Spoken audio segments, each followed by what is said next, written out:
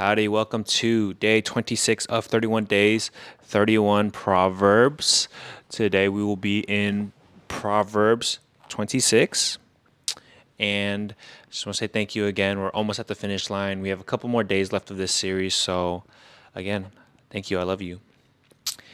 I want to start off by asking you this question. Have you ever gotten an oil change before? If you've never been super into cars like I have, I don't know anything about how a car works or the engine or anything like that. Not a big car mechanic guy. And if you've gotten an oil change before, if you're like me, you've probably gotten an oil change before and been super intimidated by how many extra things that they bring up about your car. So many times I just go just for the oil change, and then they bring up one thing after another. They use, these smooth words like highly recommend you get this fixed. I feel like most of the time they're just trying to upcharge you for stuff that you don't need, but honestly, most of the time they might actually be right. Ever so often, they will give you a heavy, heavy warning about something that you cannot push to the side. For me, one time I went to just go get my tires rotated or whatever, and they said, "Yo, your brakes are cooked. Like you're about to be done in the next couple of miles. You don't get fixed right now." And I was like, "Do I need it?" And he's like, "Brother, help yourself out, man." So uh, out of fear of getting scammed, punked, or upcharged, I'm often terrified to go to the auto body shop. I'm scared of getting confronted with how much my car needs fixing, and because of that, I often delay or ignore the process. When I read this proverb, I found this proverb to also be extremely exposing. It's like taking your car to the auto body shop. This proverb is like taking ourselves to the doctor, but a doctor who isn't trying to scam you, but who's actually there to help you. And the only way we can truly be helped is by keeping it real. We want to know the hard facts and the hard truths. This chapter exposes all the foolishness that we may not see in ourselves so that we can look to Jesus for the solution to our brokenness. But we have to be willing to go to the auto body shop. We can't hide, we can't run. So let's show up for ourselves today. Let's not be unteachable. Our Proverbs today shows us 4 different ways that foolishness could slowly ruin your inner life and relationship with God. And our first section is that fools are unteachable. Proverbs 26, verse 4 to 5. Answer not a fool according to his folly, lest you be like him yourself. Answer a fool according to his folly, lest he be wise in his own eyes. Sometimes it's best not to engage with a fool in argument, and especially when there's just no heart for change. But sometimes, in other cases, teachability and humility lead to correction. Verse 12. Do you see a man who is wise in his own eyes? There is more hope for a fool than him. Even more hopeless than the situation of just generally foolish people is the situation of the stubbornly unteachable person. Verse 3. A whip for a horse, a bridle for a donkey, and a rod for the back of fools. If you think about animals, they are tamed with food, with sticks, because they can't understand if you try to explain something to them. Fools are dealt with in the same way. That's how dumbed down the unteachable are. Verse 11, like a dog returns to his vomit, is a fool who repeats his folly. Fools fail to learn from their mistakes. And so overall, to capture this quick first section, fools are unteachable. They don't learn from their mistakes. Secondly, foolishness comes out in our work. Verse 13 to 14, the sluggard says, there's a lion in the road, there's a lion in the streets. As a door turns on its hinges, so does a sluggard on his bed. The sluggard, the lazy, they have excuses rooted in just enough truth for it to be convincing. Their excuses sound something like, I'm busy, I'm fine, It's not that bad. It's just a small surrender. It's just a small compromise. I'll do that tomorrow. I'll become wise tomorrow. I'll make the right decisions later. Verse 15, the sluggard buries his hand in the dish. It wears him out to bring it back to his mouth. The illustration here is that the fool is so lazy that they wouldn't even feed themselves. Laziness is irrational and leads to poverty and hunger. Verse 16, the sluggard is wiser in his own eyes than 7 men who can answer sensibly. The sluggard feels justified in his laziness, which connects back to the unteachability part. Verse 10, like an archer who wounds everyone is one who hires a passing fool or drunkard. Organizing and working well includes finding workers who actually do the job. Organizing also means the ability to devise wise plans, strategic plans. Good leaders will find and give time to the most important things, while disorganization in work is selfish. It is a lack of sacrificial love for the little things. And so to transition to our third point on foolishness is that it tears down and it tears apart. It tears down and it tears apart, specifically others. Verse 27, whoever digs a pit will fall into it, and stone will come back on him who starts it rolling. Verse 2, like a sparrow in its flitting, like a swallow in its flying, a curse that is causeless does not alight. This describes someone who wishes for harm to come to a righteous person. They're just haters. They're just some haters. They find reasons to hate. Things are always too good to be true. It says their curses don't alight because God gives no heed to it, but rather God protects those who are righteous. Verse 18 to 19, like a madman who throws fire bands, arrows, and death is the man who deceives his neighbor and says, I am only joking. Humor, in general, jokes, they're often spontaneous, and we have to assess in a split second whether the funny thought we have should or shouldn't be expressed. Are we laughing with people or are we laughing at people?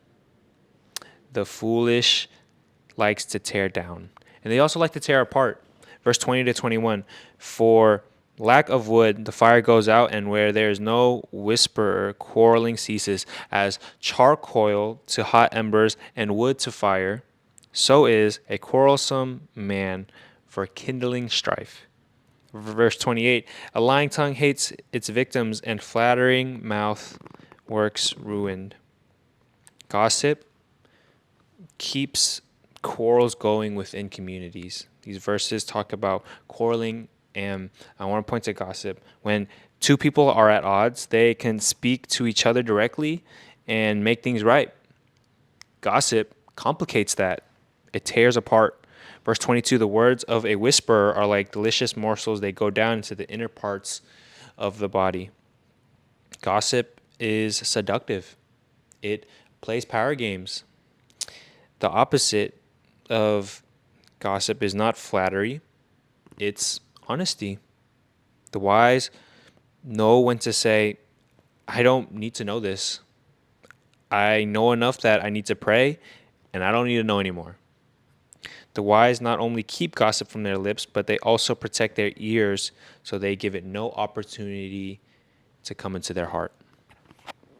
Even when it's not about us, we unconsciously weasel our way and insert ourselves into any and every conflict. That's what our foolishness does. Verse 17, whoever meddles in a quarrel not his own is like one who takes a passing dog by the ears.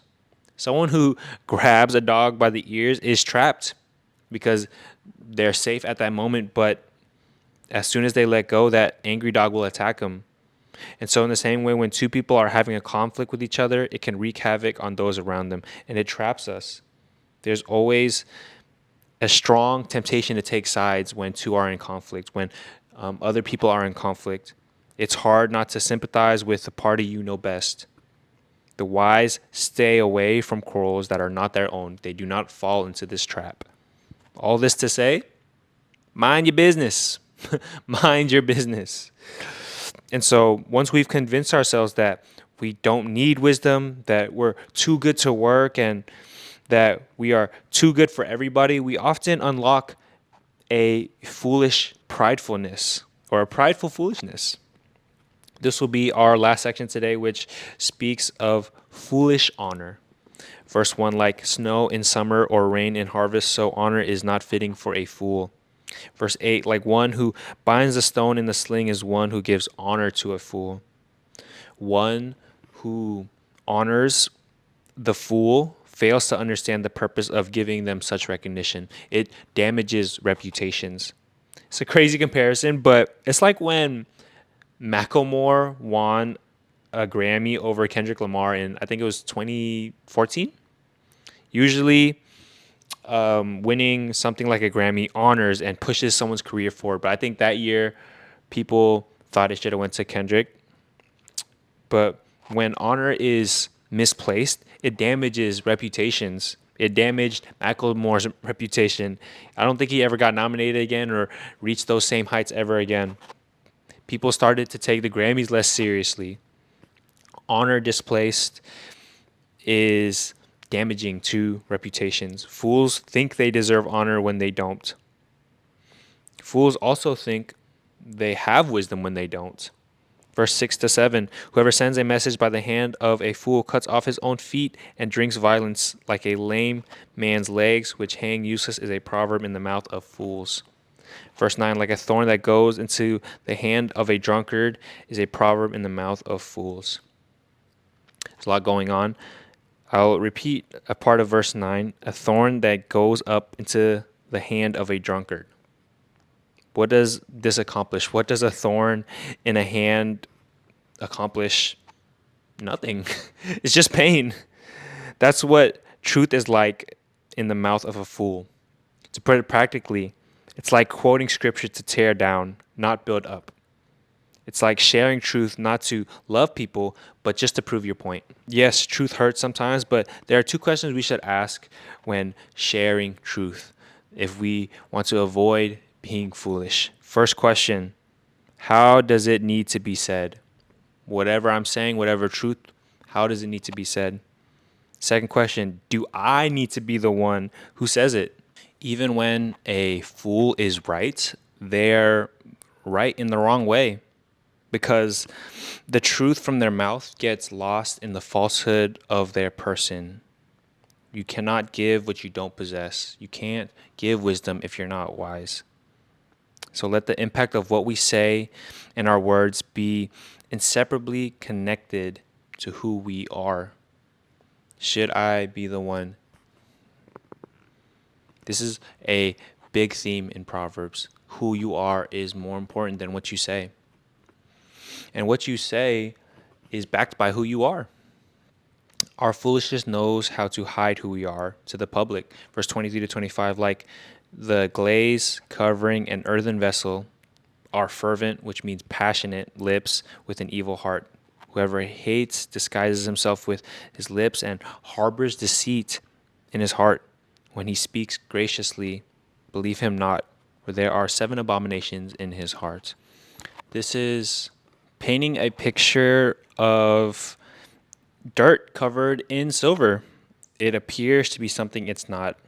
In this way, this describes someone who hides the inner nature of their inner person with their outer speech, when what you say doesn't match up with what you do. Verse 26, though his hatred be covered with deception, his wickedness will be exposed in the assembly. People increasingly like to market themselves. We like to craft our own image. Our default mode is to hide what's ugly. This is in Genesis when in the garden Adam and Eve hid their nakedness. For example, we like to use words to create this image of ourselves. We say things that make us seem wiser, but wise words are sincere, not selfish. We will never speak wisely if our words make us appear a certain way. Do your words serve a higher purpose than getting people to think a certain way about you? Super convicting for myself, I'm not going to lie. People, and especially Christians, can get caught up in cultivating their image more than their inner being. And so the call is to work on your heart before God, or your true self will be exposed in the assembly. We've covered a lot today about foolishness. It's honestly put a spotlight into my own heart when I was researching for this. Just to go over our points today: fools are unteachable, fools are lazy in their work, fools tear down and tear apart, and lastly, they have foolish honor. The only remedy for this is to come before Jesus. His record of faithfulness covers our record of foolishness. May you trust him. May you trust in his work on the cross that washes away sins. And may we let that sanctify us day by day as we move forward, not in foolishness, but in wisdom. Let's walk out that auto body shop brand new, working good. Let's go out the doctor's office feeling fresh, restored. Jesus loves you so much. I will see you guys tomorrow.